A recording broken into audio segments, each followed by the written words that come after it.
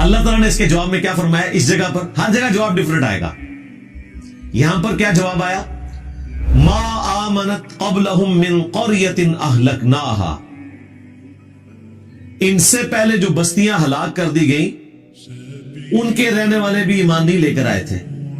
افہم یؤمنون، تو کیا اب یہ لوگ ایمان لے آئیں گے؟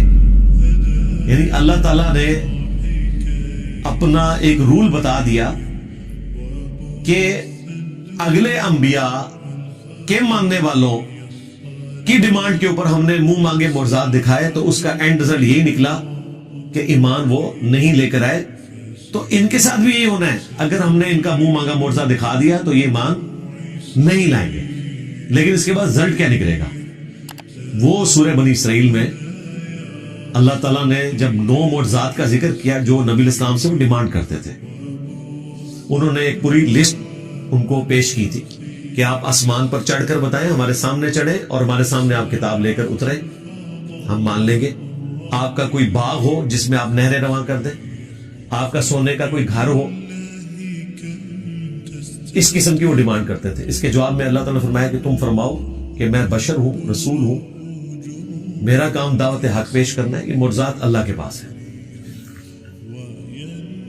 اور پھر کئی جگہ پر قرآن پاک میں اس بات کا جواب اللہ تعالیٰ نے اس طریقے سے دیا کہ اگر ہم ان کو منہ مانگا معجزہ دکھا دیں گے پھر ان کے لیے وقت مقرر کر دیا جائے گا، پھر یہ توبہ نہیں کر سکتے.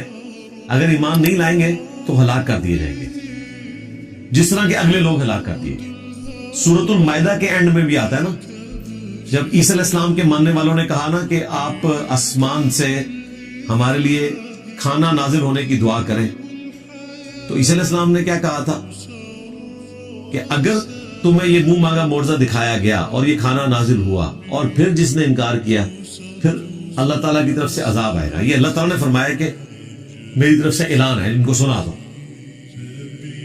تو یہ اللہ تعالیٰ کا قانون ہے کہ جب منہ مانگا معجزہ پورا کیا جائے، اس پر انکار آئے تو پھر اللہ تعالیٰ اس قوم کو ہلاک کر دیتے ہیں.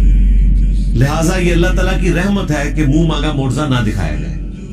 رہا یہ وسوسہ آنا کہ ہو سکتا ہے کہ وہ ایمان لے آئیں، تو بھائی پورا ٹریک ریکارڈ ہے، لوگ ایمان نہیں لے کر آئے. سورۃ الانعام میں، سورہ الحجر میں اللہ تعالیٰ نے فرمایا کہ اگر ہم ان کی آنکھوں کے سامنے آسمان سے قرآن کو نازل کرتے تختیوں کے اوپر اور یہ نازل ہوتا ہوا دیکھ لیتے اور اس لکھی ہوئی کتاب کو اپنے ہاتھوں سے چھو بھی لیتے، تب بھی انہوں نے یہ کہنا تھا کہ ہماری آنکھوں پر جادو کر دیا گیا. یعنی دل بے ایمان تھے اجتا ڈھیر. آپ یہ نہ سمجھے کہ اگر ان کی وہ ڈیمانڈ پوری کی جاتی تو انہوں نے مان لینا تھا. بالکل نہیں ماننا تھا.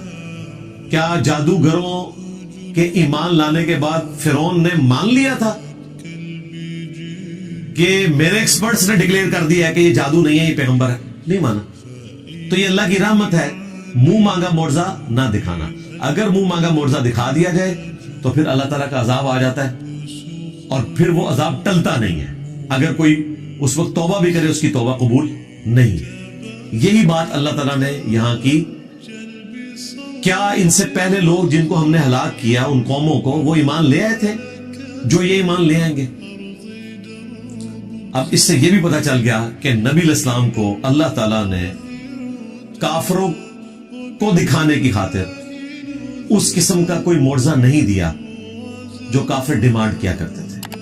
لہذا یہ دعویٰ کرنا کہ عبد القادر جیلانی نے مردہ زندہ کیا اور اس میں یہ رنگ بھرنا کہ چونکہ حضرت عیسیٰ علیہ السلام نے مردہ زندہ کیا تھا تو اس امت کے اولیاء جو ہیں وہ بنی اسرائیل کے پیغمبروں کی طرح ہیں، یہ کوئی آیت حدیث نہیں ہے.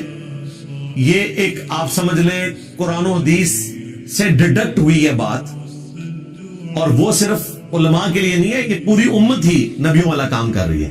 کنتم خیر امت اخرجت للناس تأمرون بالمعروف وتنہون عن المنکر. یہ پوری امت ختم نبوت کی برکت سے نبیوں والا کام کر رہی ہے. اس اعتبار سے پوری امت بنی اسرائیل کے پیغمبروں کی طرح ہے کام کرنے کے اعتبار سے. مرتبے کی نہیں بات ہو رہی، یہ ذہن میں رکھیے گا. انبیاء کے مرتبے کو کوئی نہیں پہنچ سکتا. کام کرنے کے اعتبار سے. اب جن کی پرائمری رسپانسبلٹی تھی دعوت حق پیش کرنا، یعنی کہ اللہ کے محبوب صلی اللہ علیہ وآلہ وسلم، ان کے مخالفین جو تانا دیا کرتے تھے، اس تانے کو ختم کرنے کے لیے بھی اللہ تعالیٰ نے نبی علیہ السلام کو عصا کا معجزہ یا مردہ زندہ کرنے کا معجزہ نہیں دیا. تو عبد القادر جیلانی تو شاہی کوئی نہیں. یہ ساری سٹوریاں، کہانیاں بنائی ہوئی ہیں. پھر عبد القادر جیلانی کو بھی جسٹیفائی کرنے کے لیے نبی علیہ السلام سے متعلق بھی ایک جھوٹا واقعہ مشہور کر دیا کہ ایک صحابی کے بچے نے جو ہے وہ دوسرے بچے کو ذبح کیا، اور پھر نبی علیہ السلام کی دعوت کو جابر بن عبداللہ کی طرف منسوب ایک توبہ. قرآن تو بالکل اور بات کر رہا ہے. پھر ہمارے جو خادم رضوی صاحب تھے وہ کہتے ہیں کہ ممتاز قادری جو ہے وہ اپنی ایمبولینس سے باہر نکل آیا اور قبر پہ گئے تو 2 تلواریں اٹھائے باہر نکل آیا، اور جیسے ہی پولیس والے قریب آئے تو ڈر کے پھر دوبارہ لیٹ گیا. یہ میں کہہ رہا ہوں پوری دنیا کو بریلوی کر لو یار، اس طرح منظر دکھا کے. سب جھوٹ ہے، اس طرح نہیں ہو سکتا بھائی. اگر نبی علیہ السلام کو وہ معجزات نہیں دیے گئے نا تو باقیوں کو تو دینے کی ضرورت ہی نہیں ہے نا. باقیوں کو منوانا تو نہیں ہوتا، اللہ نے منوانا صرف پیغمبر کو ہوتا ہے. پیغمبر کے بعد کرامت کا کنسپٹ یہ ہے کہ اللہ تعالیٰ کسی پہ کرم کرتا ہے. کوئی کر کے نہیں کچھ دکھا سکتا، یہ ذہن میں رکھیے گا کہ میں یہ کرنے لگا ہوں یا میں یہ کر سکتا ہوں. یہ صرف نبی کہہ سکتا ہے، وہ بھی اتنا جتنا اللہ اس کو بتائے، کیونکہ نبی کو منوانا ہوتا ہے، غیر نبی کو تو نہیں منوانا ہوتا.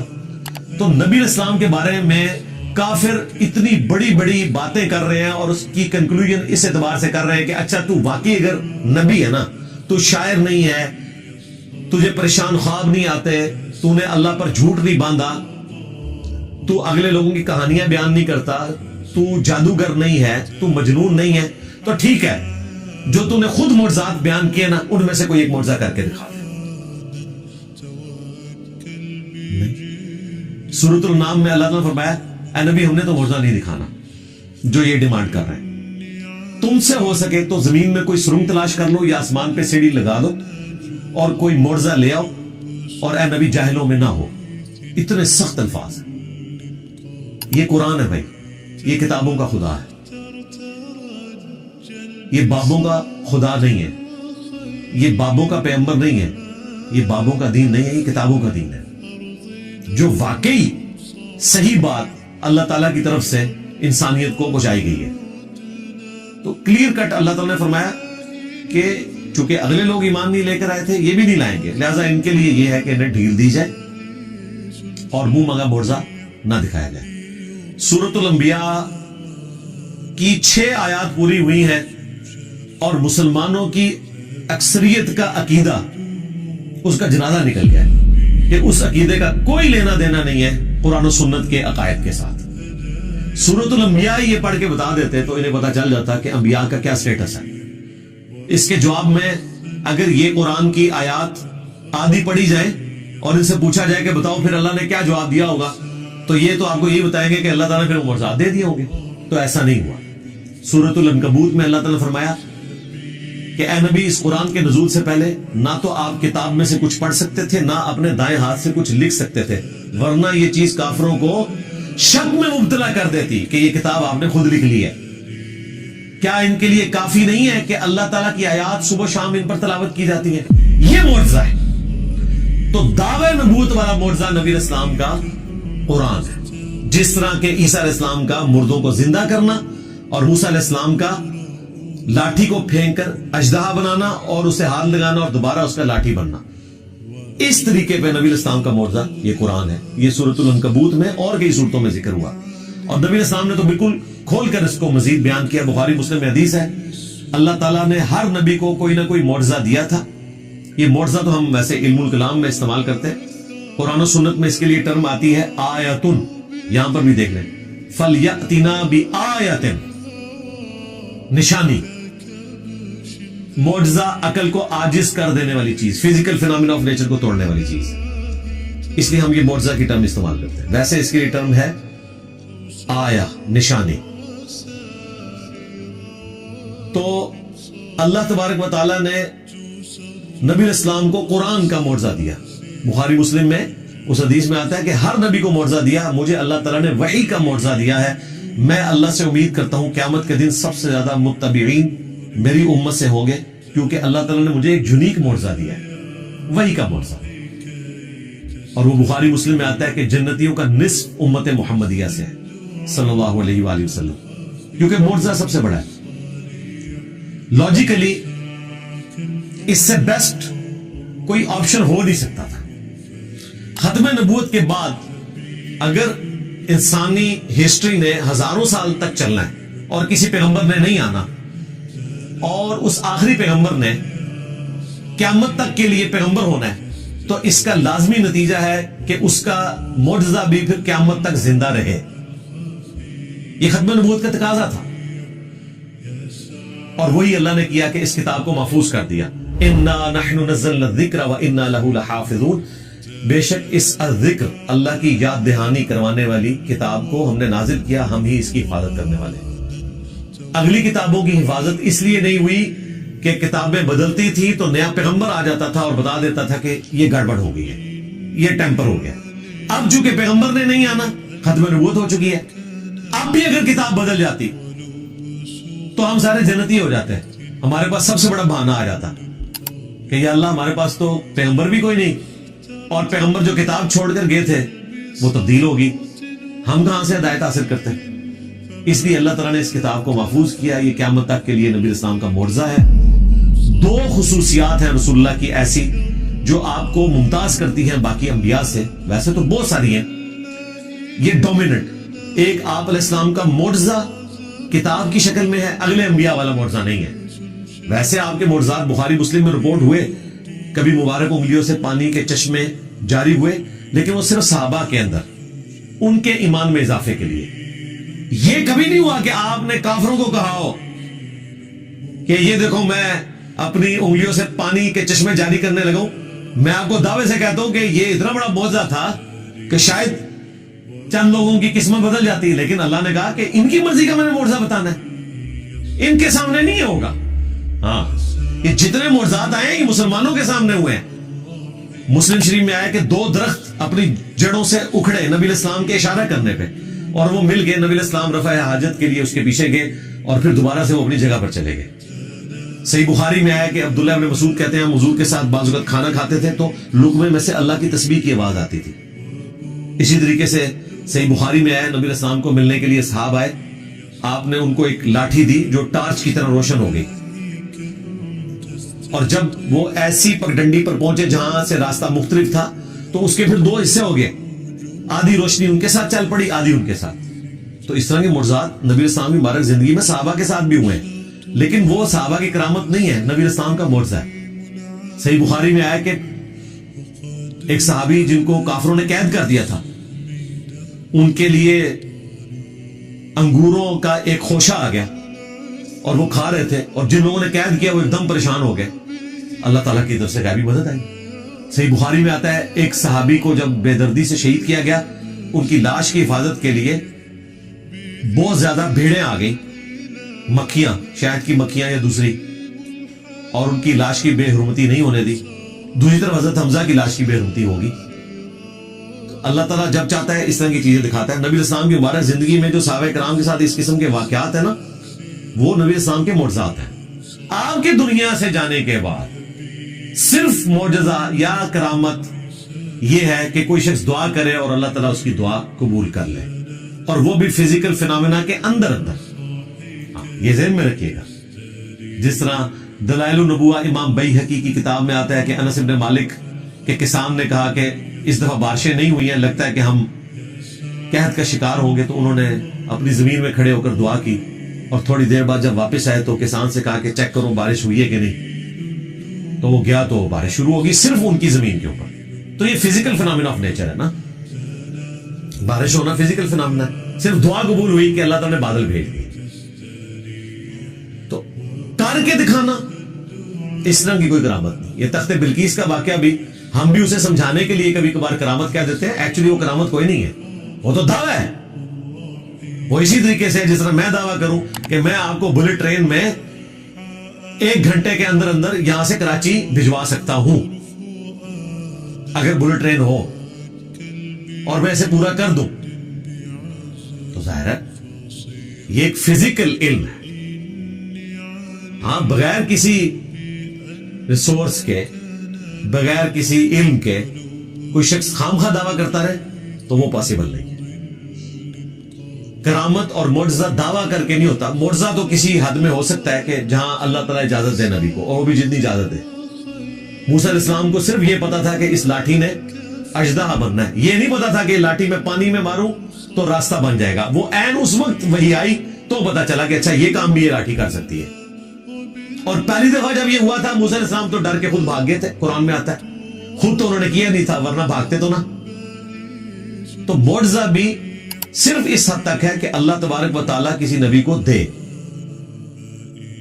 اور اسے اجازت دے تب، ادروائز خود سے کوئی نہیں کر کے دکھا سکتا. تو نبی اسلام کے جتنے فزیکل فینومینا آف نیچر کو توڑنے والے معجزات ہیں، یہ سب کے سب مسلمانوں سے متعلق ہے.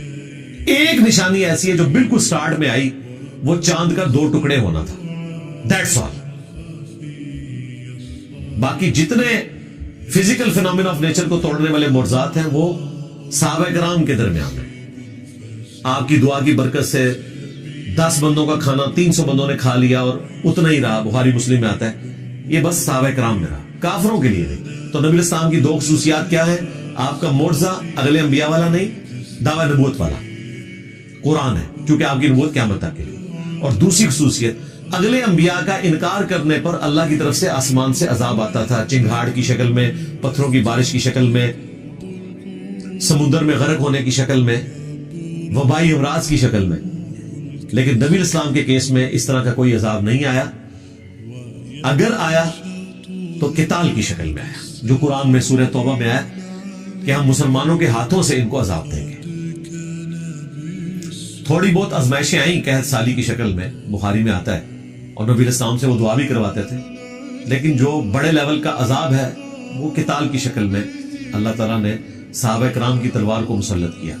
یعنی قرآن اور قتال یہ نبی اسلام کی 2 خصوصیات ہیں ایکویلنٹ ٹو اگلے انبیاء کے. وہاں پر اللہ کی طرف سے عذاب استحصال آتا تھا اور فزیکل فینومینا آف نیچر کو توڑنے والے معجزات دیے جاتے تھے. نبی اسلام کو عذاب استحصال قتال کی شکل میں دیا گیا مخالفین کے اوپر، اور قرآن کی شکل میں قیامت تک کے لیے معجزہ دیا گیا. آج عیسیٰ علیہ السلام کا معجزہ کوئی دکھا نہیں سکتا، نہ اس کی کوئی ویڈیو موجود ہے. موسیٰ علیہ السلام کے معجزے کی ویڈیو موجود نہیں ہے. ہم ان معجزات کو برحق سمجھتے ہیں قرآن کے کہنے کے اوپر. دکھا ہم بھی کو نہیں سکتے، لیکن قرآن وہ معجزہ ہے جو ہم دکھا سکتے ہیں، جو اس زمانے میں شاعروں کے لیے چیلنج بن گیا. آج سائنس کے اعتبار سے معجزہ ہے کہ کئی ایک ڈسکوریز جو 20ویں صدی میں آ کر ہوئی ہیں، ان کا ذکر اس زمانے میں اس کتاب میں موجود ہونا، اس کا جواب صرف یہ ہو سکتا ہے کہ یہ کریٹر آف دی یونیورس کی طرف سے کتاب بھیجی گئی، اور کوئی جواب نہیں ہو سکتا. ابھی تو اس کے اندر جو میتھمیٹیکل چیزیں ہیں وہ ہمارے بھائی نے اگلے دن ہائی لائٹ کی ہیں. میں نے ان سے پھر فون پہ بھی بات کی. وہ ایک ایتھیسٹ کے ساتھ گفتگو کر رہے تھے صرف سورۃ الکوثر کے اوپر. انہوں نے کئی ایک اس کی میتھمیٹیکل جو آرڈر ہیں ڈسکور کیے ہیں. ایک تو اس کے اندر جو پیغام چھپا ہے وہ تو اپنی جگہ، جو میتھمیٹیکل آرڈر موجود ہے الفابیٹس کا وہ اتنا یونیک ہے. اور وہ کہتے ہیں میں نے تو پورے قرآن کے اوپر اس حوالے سے ورکنگ کی ہوئی ہے. اور یہ دیکھیں اتنی بڑی حفاظت ہے کہ قرآن کی کوئی آیت بدلے گا تو وہ آرڈر ڈسٹرب ہو جائے گا، ایک لفظ بھی بدل دے تو آرڈر اس کا ڈسٹرب ہو جائے گا. اب یہ وہ چیزیں ہیں جو صحابہ کرام کو بھی نہیں پتا تھی. ہر آنے والا زمانہ قرآن پاک کے حوالے سے نئی چیزیں ہائی لائٹ کرے گا لوگوں کے سامنے. حروف ابجد کا علم صحابہ اور تابعین کے دور میں زبان کے طور پر رائج تھا. یہ تعویذات جو لکھتے ہیں انہوں نے تو اس علم کو ہی بدنام کر دیا نا، ورنہ یہ پیرلل میں ایک لینگویج ہے جس میں آپ اعداد کو جمع کر کے ایک پوری گنتی ہے. جس طرح محمد کے 92 بنتے ہیں، اللہ کے 66 بنتے ہیں، بسم اللہ الرحمن الرحیم کے 786 بنتے ہیں. ان ڈیجٹس کو یوز کر کے بھی قرآن پاک کے حوالے سے کئی ساری چیزیں ملتی ہیں جو آج لوگوں نے اس کے اوپر ایکسپیریمنٹس پرفارم کیے ہیں. اس طریقے سے قرآن حکیم کا اعجاز کہ اس کی صورتیں جوڑوں کی شکل میں نازل ہوئی، یہ چیزیں تو ابھی آ کے لوگوں نے ایکسپلور کی نا. حمید الدین فرائی صاحب سے پہلے تو یہ چیز کسی نے ہائی لائٹ نہیں کی تھی. مولانا مودودی رحمہ اللہ نے کئی چیزوں کی ویلیو ایڈیشن کی, کئی ایسی چیزیں انہوں نے ہائی لائٹ کی جو پہلے لوگوں نے ہائی لائٹ نہیں کی ہوئی تھی. تو ہر آنے والا زمانہ قرآن پاک کے حوالے سے کوئی نہ کوئی ایسی نئی چیز بتاتا ہے کہ جو انسان کو حیران کر دیتی ہے کہ یہ ایک غیر معمولی کلام ہے. تو یہ معجزہ قیامت تک کے لیے. اس اعتبار سے نبی الاسلام کا یہ فرمانا کہ مجھے اللہ نے وہی کا معجزہ دیا ہے, میں امید کرتا ہوں کہ قیامت کے دن سب سے زیادہ متبعین میری امت سے ہوں گے. اس کا پریکٹیکل جو عملی نمونہ ہے وہ ہم نے دیکھ لیا کہ لوگوں نے قرآن کا ترجمہ انگریزی میں پڑھا, اپنی مدر ٹنگ میں پڑھا اور اسلام قبول کر لیا. نبی اسلام کو دنیا سے گئے ہوئے 1400 سال سے زیادہ گزر چکے ہیں. قرآن کی دعوت الحمدللہ اسی طریقے سے شد و مد کے ساتھ جاری ہے. اور یہ ہے اصل میں انقلاب جو دن بدن بڑھتا چلا جا رہا ہے. جب مسلمانوں کی امپائرز ختم ہو گئی تھی, دنیا میں کوئی حکومت باقی نہیں رہی, اس وقت بھی انقلاب تھا. آج اللہ تعالیٰ نے 58 اسلامک کنٹریز ہمیں دے دیے, انقلاب آج بھی اسی طریقے سے. کل کوئی ملک ختم بھی ہو جائے, نبی اسلام کا انقلاب گلی گلی اسی طریقے سے پوری دنیا میں جاری ہے. یہ ہے لیگیسی, جو لیگیسی کسی اور شخص نے نہیں چھوڑی.